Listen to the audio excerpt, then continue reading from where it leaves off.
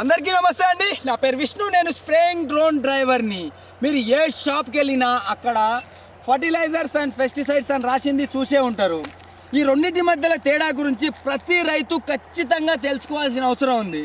ముఖ్యంగా మొదటిది ఫర్టిలైజర్ అంటే భూమి నుంచి వేర్ల ద్వారా మనం మొక్కకు అందించే పోషకాలని ఫర్టిలైజర్ అంటాం. అంటే యూరియా, డిఏపి, 20-20-28 లాంటివి. ఇక పెస్టిసైడ్స్ అంటే ఆకుల హరితానికి మనం స్ప్రే ద్వారా అందించే పోషకాలని పెస్టిసైడ్స్ అంటాం.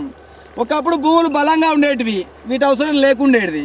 ఇప్పుడు ఇవి వేస్తే తప్ప పంట పండని స్థాయికి మనం ఈ మట్టిని తీసుకొచ్చేసినాం.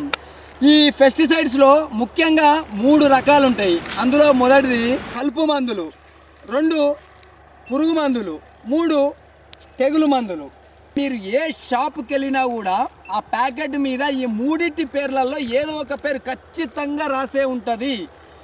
ఇన్సెక్టిసైడ్స్ అంటే పురుగు మందులు, ఫంగిసైడ్స్ అంటే తెగులు మందులు, అన్నిటికన్నా ముఖ్యమైనది హెర్బిసైడ్స్.